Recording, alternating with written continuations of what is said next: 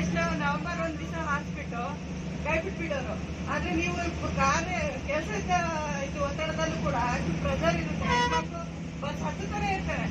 RS-ಅಲ್ಲಿ ticket ಕೊಟ್ಟು ಇಷ್ಟೆಲ್ಲ ಮಾಡಿದ್ದೀರಾ ಅಂತ ಸರ್ ನಿಮ್ಗೊಂದು ಹ್ಯಾಟ್ಸ್ ಅಂತ ಹೇಳಲೇಬೇಕು. ಆದ್ರೆ ಖುಷಿ ಆಗ್ತದೆ. ಒಂದು ಬುಕ್ಸಿಂದ ಹಿಡಿದು ಒಂದು ಬರೆಯೋದ್ರಿಂದ ಹಿಡಿದು ಇವಾಗ 1,000 ರೂಪಾಯಿ ಸರ್ 100 ರೂಪಾಯಿ ಖರ್ಚು ಮಾಡೋಕೆ ಇದು ಬಂದೇ ನೋಡ್ತಾರೆ. ಅದರಲ್ಲಿ ತಿಂಗಳಲ್ಲಿ ಸಂಸಾರ ಮೇಂಟೈನ್ ಮಾಡ್ಕೊಂಡು 2,000 ರೂಪಾಯಿ ತಿಂಗಳ ಹೆಚ್ಚಿಸಿ ವರ್ಷಕ್ಕೆ 1 ತಿಂಗಳು ಅದೊಂದು 12 ತಿಂಗಳು 1 ತಿಂಗಳು ಇಷ್ಟೆಲ್ಲ ಮಾಡ್ತಿರತ್ತೆ. ಗ್ರೇಟ್ ಸರ್, ನೀವು ಗ್ರೇಟ್ ಅಂದ್ರೆ ಎಲ್ಲ ಇರ್ಬೇಕಿತ್ತು ಸರ್. ನೀವು ಆದ್ರೆ ಇಲ್ಲಿದ್ದೀರಾ ಇವತ್ತೊಂದು ಇದ್ದಾರೆ ಎಲ್ಲರೂ ಸರ್. ತುಂಬಾ ಧನ್ಯವಾದ ಸರ್, ನಿಮಗೆ ಖುಷಿ ಆಯ್ತು ಸರ್. ಧನ್ಯವಾದಗಳು ನಿಮಗೆ. ಈ ಒಂದು ಬಸ್ಸಿನ ಬಗ್ಗೆ ಒಂದೆರಡು ಅನಿಸಿಕೆ ವ್ಯಕ್ತಪಡಿಸಿ ಸರ್. ತುಂಬಾ ಸರ್, ಈ ಒಂದು ಕನ್ನಡ ನಾಡಿನ ಬಗ್ಗೆ ಯಾಕಂದ್ರೆ ನೀವು ತಿಳಿದಂತ ಇನ್ನು ಏನಂತ ಕೊಡ್ಬೋದು, ಸ್ವಲ್ಪ ಸಮಯ ಸಲಹೆ ಕೊಡ್ಬೇಕು ಇದ್ರ ಬಗ್ಗೆ. ಕನ್ನಡ ನಾಡಿನ ಬಗ್ಗೆ ಸಲಹೆ ಕೊಡೋಷ್ಟು ದೊಡ್ಡವ್ರನ್ನಾಗಲ್ಲ. ಆದ್ರೆ ನೀವೇನ್ ಮಾಡ್ತಾ ಇದ್ದೀರಿ ಇದು ತುಂಬಾನೇ ದೊಡ್ಡದು.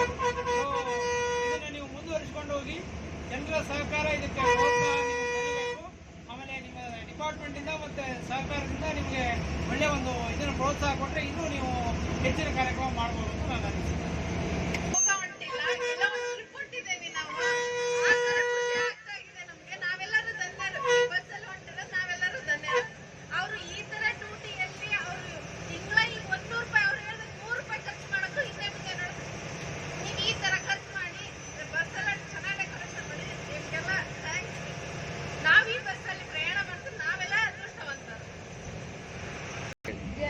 ತುಂಬಾನೇ ಖುಷಿ ಆಗ್ತದೆ ಸರ್.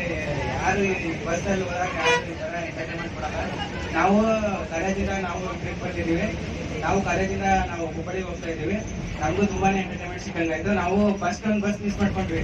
ಆದ್ರೆ ಈ ಬಸ್ಸಲ್ಲಿ ಬಂದು ಒಂಥರ ಏನೋ ನಮಗೂ ಒಂಥರ ಎಂಟರ್ಟೈನ್ಮೆಂಟ್ ಸಿಕ್ಕಂಗಾಯ್ತು. ಚೆನ್ನಾಗೈತೆ ಸರ್. ನಿಮ್ಗೆಲ್ಲ ಧನ್ಯವಾದಗಳು ಸರ್. ಚೆನ್ನಾಗಿ ಮಾಡಿದ್ವಿ, ತುಂಬಾ ಚೆನ್ನಾಗಿದೆ.